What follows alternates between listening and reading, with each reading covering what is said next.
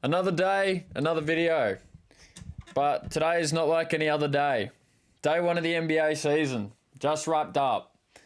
It was quite the game today. Quite the games today, I'm going to be honest. The first one was a bit sour in the terms of the competitive side of it. But in terms of the Celtics coming back and immediately showing why they're the best team in basketball was quite the surprise to me, because I thought with all the players that they had go over for Team USA, play the way they did, and come back now, they might be a bit unrested, not ready to go. But this guy, Jason Tatum, bro, come out today and every time he took a jump shot, it went in. I'm just going to be honest. Every time that man got the ball in any sort of situation, it was going in. One possession in the third quarter, he catches it on the wing, waits for somebody to come guard him, and then just puts it in over his face. It was that point that I was like, what's going on? Anyway, back to in the introductions. I got a bit carried away. Day one of the NBA season just wrapped up. Two reasonably good games. They were entertaining. Day one of the NBA is going to be entertaining regardless. For me, the second game was a little more entertaining in the fact that the Timberwolves actually stuck around with the Lakers, unlike the Knicks, who had it lost pretty early on. Both games were enjoyable in themselves. I watched every second of both of them. Had to. I wasn't going to miss it. For today, basically, I'm just going to go over them and say my piece on both games. First game, the Celtics and the Knicks. Coming into the season, a lot of people thought the Knicks were going to be one of the best teams in basketball. I still think that after today. It was kind of just a rude awakening today. Not many people spoke about the Celtics all season, all off season, weren't really worried about them or what their production was going to look like. There was a lot of head scratches in the fact that after the championship, going so far into last season, and a lot of their good players going to play for Team USA over the summer, a lot of people had sort of doubts about the team and how well they'll come at the start of the season. And to come out today, tie the NBA record for most threes as a team in a single game was just insanity. The Knicks offensively did not play bad. Like they were... And any other night, most other nights, they are going to beat whatever team they're playing against. They just come out tonight and versed a Celtics team who Derek White hit 5+ threes by himself. Jason Tatum, 5+ threes. I think Jaylen Brown had 3 or 4. Al Horford had 3 or 4. Like, every time they shot the basketball from beyond the perimeter, it went in. It was such an out-of-body viewing experience for day one. Like, mid-season form apparently to them doesn't matter, because at the start of the season, you're meant to be a bit slow, getting off the mark, getting used to the season again. But they've come out today and just blown the Knicks out of the water. And it's really a testament to them, the coaching staff, the players. They were ready to go. And a lot of people saying now, Jason Tatum with a chip on his shoulder, being over with that Team USA squad, getting DNPs, not being able to play even though he was NBA first team last season. He come out and showed us who he is as a player. And if he can continue to do that throughout the season, play the way he did on both ends of the floor, he was getting into it on defense. He was offensively attacking the basket. His jump shot was a whole nother story today. He was hitting literally everything he shot, mid-range, 3-point, the whole works. I think he missed like 4 or 5 shots for the game. It was insane. If he can continue to play with that level, he will be in the MVP conversations. And I did sort of write him off from the MVP conversations this season, because I thought he wasn't really there yet. He's still young. He's still 26, 27 years old.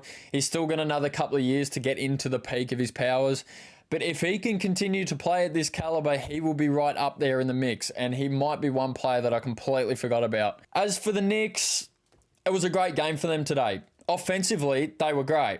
They shot 50+% from the field today as a team. They did all the little things, that a team day one with Karl Anthony Towns coming into the squad, Mikal Bridges coming into the squad. Those guys, they blended well and they played a great game today. It was just the offensive load that they received from the Celtics. it was just not their day. And NBA teams, it's one of the oldest sayings of all time. It's a good offense beats a great defense. And there was not much defensively that the Knicks could do today to stop what happened with the Celtics. The Celtics, no matter what they threw up, no matter how they took their shots, they were just going in. And that's really the story of the game. Ring ceremony night, good to see some of those guys. Jason Tatum, loved every second of getting his ring. And they deserved it from how they played last season. But as we all know, going back-to-back in the league like the NBA, it's near to impossible. It's only few teams have done it in the whole existence of the sport.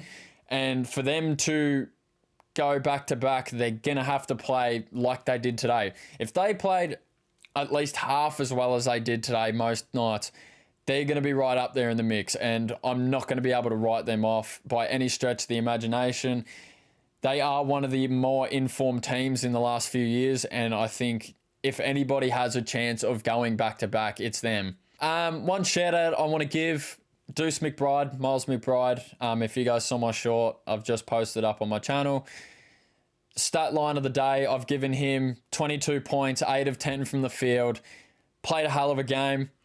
If he can give that sort of production to the Knicks on a night-to-night basis, even half of it, even if he goes 4 or 5, 5 of 7 from the field and gives them 10 plus points a game, it's going to completely change their bench rotation, because one thing I saw from their bench rotation today is it's pretty shallow.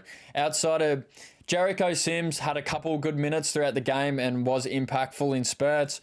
Cameron Payne also hit a couple of shots, but they were all later in the game where the game wasn't as close as it should have been. Their bench is very shallow. So if Miles McBride can step up and be that guy for them, it will be a huge help for them going into the postseason, because the Knicks are going to make the postseason, in my opinion. There's no way that they miss out on it. He will be a hell of a difference to their squad. Second game of the day, literally just wrapped up 20 minutes ago. The Anthony Davis game. Anthony Davis come out today. He did everything. 36 points, 16 rebounds, 3 blocks, 2 steals. He was everywhere. He did literally everything that the Lakers want from Anthony Davis. It was an MVP type of performance. And just like Jason Tatum, it's only game 1, so it's too early to say anything. But just like Jason Tatum, if he keeps up this sort of mojo for even half of the season, he is going to be up there in those conversations. LeBron James checking in with Bronny for the first time. It was going to happen. It was bound to happen. It was the storyline everyone was waiting for.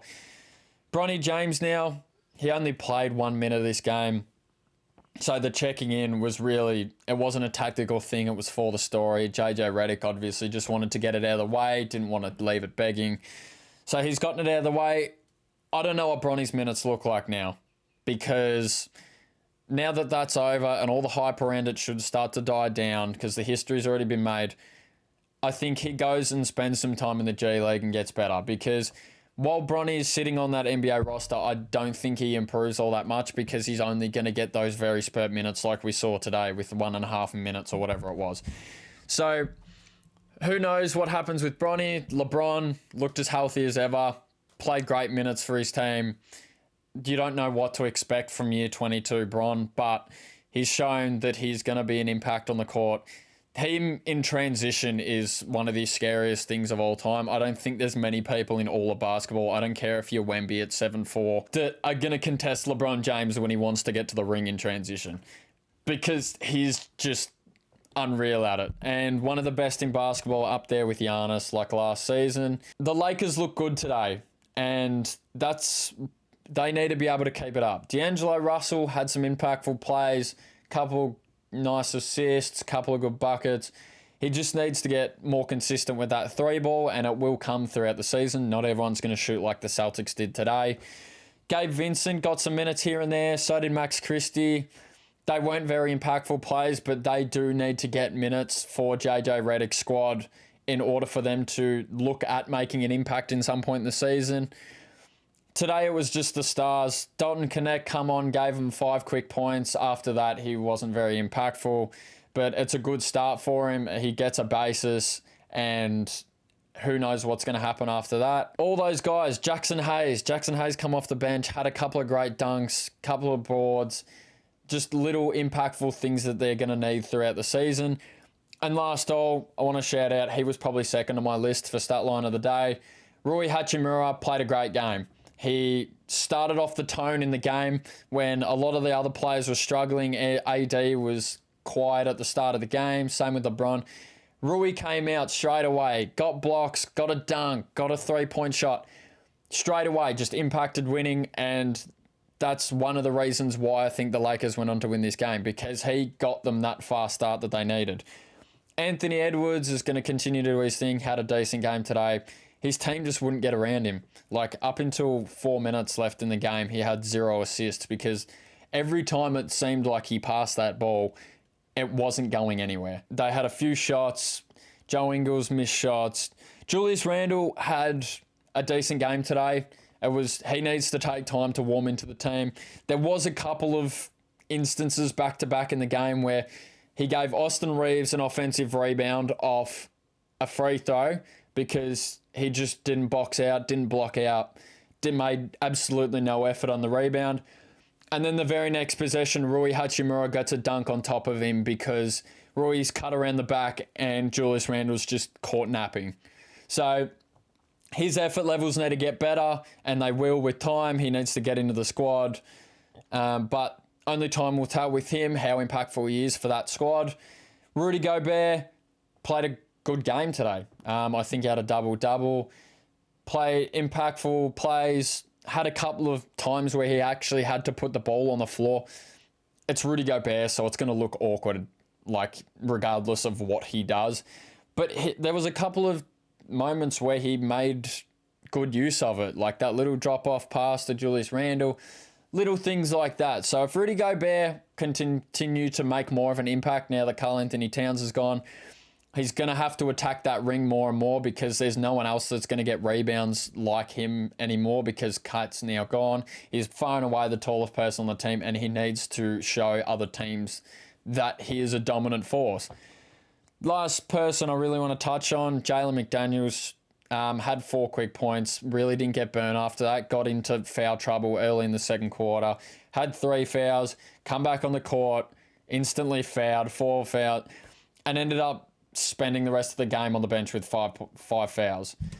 So he needs to discipline himself if he wants to be that great defender that we all know he is, and he needs to make more impactful plays. Other than that, that's really all I have for today. Only 2 games, only so much you can say about it. There's a bigger slate on tomorrow, 10 games, so can't guarantee I'm going to get to all of the games because 10 games is a hell of a lot of games for one person to watch.